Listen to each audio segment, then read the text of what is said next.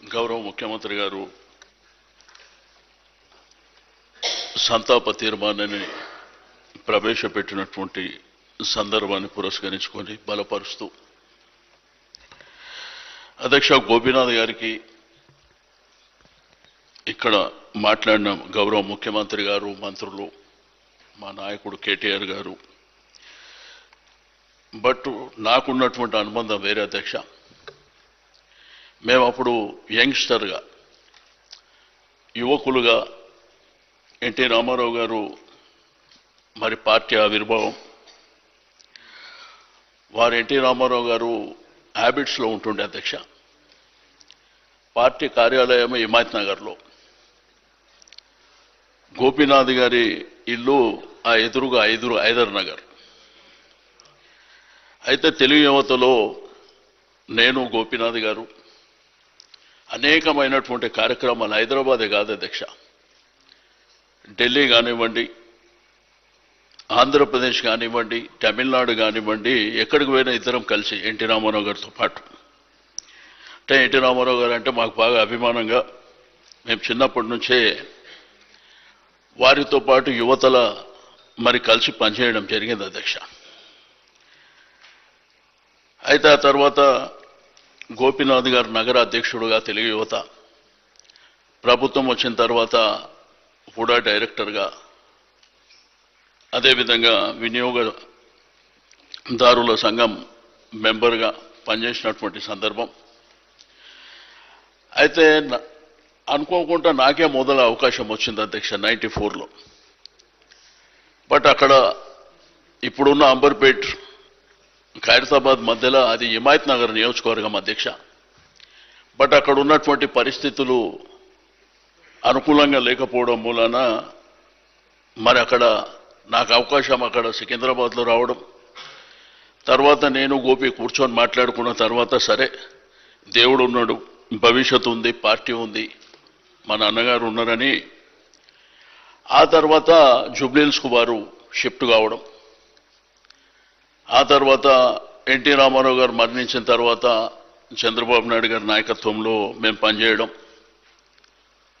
అక్కడ జూబ్లీహిల్స్ నియోజకవర్గం మరి డీలిమిటేషన్ అయిన తర్వాత అక్కడ ఒక నియోజకవర్గం ఏర్పడడం, దానికి గోపీనాథ్ గారికి అవకాశం రావాలని పార్టీలో మరి చంద్రబాబు నాయుడు గారితో మాట్లాడి, అప్పుడు నేను కూడా అధ్యక్షుడిగా ఉండే అధ్యక్ష.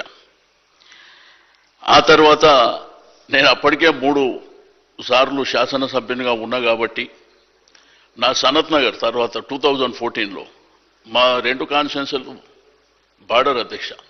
నేను సికింద్రాబాద్ నుంచి ఇక్కడ షిఫ్ట్ అయినా, గోపి జూబ్లీహిల్స్. నా నియోజకవర్గం కంటే ఎక్కువ నేను జూబ్లీహిల్స్ తిరిగిన అధ్యక్ష. ఎందుకంటే నాకు ఎప్పుడో 15-20 ఏళ్ల కింద అవకాశం వచ్చింది, తోటి యువకులం ఇద్దరమే, కానీ గోపికి ఫస్ట్ టైం అవకాశం వచ్చిందని ఇక బోరబండ, ఈసుగూడ, రైమత్ నగర్, ఎర్రగడ్డ, షేక్పేట్, వెంగళరావు నగర్, జూబ్లీహిల్స్లో ఉన్నటువంటి స్లమ్స్, నేను ఎట్టి పరిస్థితుల్లో గోపి గెలవాలనేటువంటి సంకల్పంతో పనిచేసినాం అధ్యక్ష. బట్ మొదటిసారి ఎమ్మెల్యే అయిన తర్వాత ప్రజలకు అందుబాటులో ఉండడం, నిరంతరంగా అంటే ఒక ప్రభుత్వ కార్యక్రమాలే కాకుండా తన సొంత కార్యక్రమాలు కూడా డిజైన్ చేసుకుంటుండే, ఒక పండుగలు వచ్చినా సొంతంగా కార్యక్రమాలు చేసేటువంటి వ్యక్తిత్వం అధ్యక్ష. ఆ తర్వాత 2 రాష్ట్రాలు అయిపోయినాయి. అప్పటికి గౌరవ ముఖ్యమంత్రి గారు రేవంత్ రెడ్డి గారు, మేము, గోపీనాథ్ గారు అందరం కలిసే పనిచేసినాం. ఆ తదనంతరము 2 రాష్ట్రాలు అయిపోయినాయి కాబట్టి మరి గౌరవ పెద్దలు కేసీఆర్ గారు మాతో మాట్లాడినప్పుడు, ఇక 2 రాష్ట్రాలు అయినా మనం కలిసి పనిచేసుకొని మన రాష్ట్రాన్ని అభివృద్ధి చేసుకుందాం అన్నప్పుడు మేమందరము మరి ఇక్కడ టీఆర్ఎస్ పార్టీలో చేరడం, కలిసిమెలిసి పనిచేస్తుంటాం అధ్యక్ష. ఏ చిన్న కార్యక్రమం అయినా మాట్లాడుకునే పనిచేస్తున్నటువంటి సందర్భం. బట్ అన్ఫార్చునేట్ ఏంటంటే తన ఆరోగ్యం అనేది ఇంత తీవ్రంగా ఉంటుంది, తను ఇంత చిన్న వయసులోనే మనం కోల్పోతాం అనేటువంటిది కలలో కూడా ఊహించలే అధ్యక్ష. చనిపోయే ముందు 25వ తారీఖు నాడు మా తమ్ముడి డిన్నర్ ఉంటే నాకు ఫోన్ చేసి ఉదయమే ఇంటికి వచ్చి ఇద్దరం కూర్చొని 1 గంట సేపు మాట్లాడుకున్న తర్వాత తనకు తన విషయాలు నాతో షేర్ చేసుకున్న తర్వాత నేను చెప్పిన రేపు డిన్నర్ అయినాక నేను ఆస్ట్రేలియా పోతున్నా, వచ్చిన తర్వాత కూర్చొని మాట్లాడుకొని ఇబ్బందులు లేకుండా చూసుకుందామంటే అనుకోకుండా మరి వారు మరణించడం నిజంగా అధ్యక్ష, మరి అది దేవుడు, జననం మరణం అనేది మన సర్వసాధారణమైనప్పటికీ పేదలు ప్రేమించేటువంటి, ప్రజలు ప్రేమించేటువంటి ఒక గొప్ప నాయకుడిని కోల్పోవడం అనేది చాలా బాధాకరమైనటువంటి అంశం అధ్యక్ష. బట్ మన నిండు శాసనసభలోనే 2014 నుంచి కంటిన్యూగా అధ్యక్ష, అంటే ఒక వ్యక్తి 3 సార్లు గెలవాలంటే చిన్న విషయం కాదు అధ్యక్ష. ఇప్పుడు కరెంట్ రాజకీయాలు అన్ని టెంపరరీ రాజకీయాలు అయిపోయినాయి.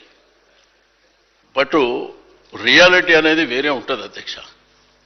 బట్ అట్లా హైదరాబాద్ జంట నగరాల్లో కంటిన్యూగా గెలవడము మామూలు విషయం కాదు అధ్యక్ష.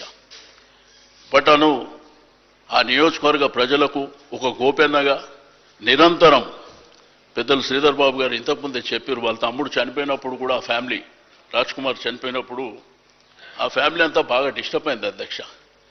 తల్లి కానివ్వండి, వాళ్ళ అన్న కానివ్వండి, గోపి కానివ్వండి, నేను ఎప్పుడు ఆడనే ఉంటుంటే అధ్యక్ష. మా పార్టీ ఆఫీస్ ఎదురుగానే ఇల్లు ఉంటుండే, ఆ ఎదురుగా హైదర్ నగర్లో. గోపి నేను ఎక్కడ ఉన్నా కానీ కలిసి ఉంటుంటే.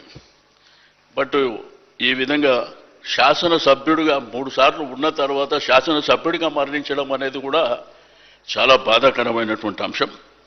తప్పకుండా మరి ముఖ్యమంత్రి గారు సంతాప తీర్మానం ప్రవేశపెట్టిన దాన్ని బలపరుస్తూ ఆ కుటుంబానికి ఆ భగవంతుడు ధైర్యాన్ని ఇవ్వాలి. తప్పకుండా ఇప్పుడే కేటీఆర్ గారు, హరీష్ రావు గారు వారు హాస్పిటల్ ఉన్నప్పుడే మిగిలిన కార్యక్రమాలన్నీ జరిగే వరకు పార్టీ అన్ని విధాలుగా అండదండలు ఉంది. తప్పకుండా ఆ జూబ్లీహిల్స్ నియోజకవర్గ ప్రజలకు మీ గోపన్నని ఎట్లయితే మీ గోపన్న, మా గోపన్న, మనందరి గోపన్నను కోల్పోయినామో వారు చిరస్థాయిగా ఆ జూబ్లీహిల్స్ నియోజకవర్గ ప్రజలకు గుండెల్లో ఉండే విధంగా మేము కార్యక్రమాలను కూడా తీసుకుంటామని చెప్పి నేను ఈ సందర్భంగా తెలియజేస్తూ నాకు ఇచ్చిన అవకాశం ధన్యవాదాలు అధ్యక్ష. ఐ రిక్వెస్ట్ శ్రీ వెంకటరమణారెడ్డి గారు.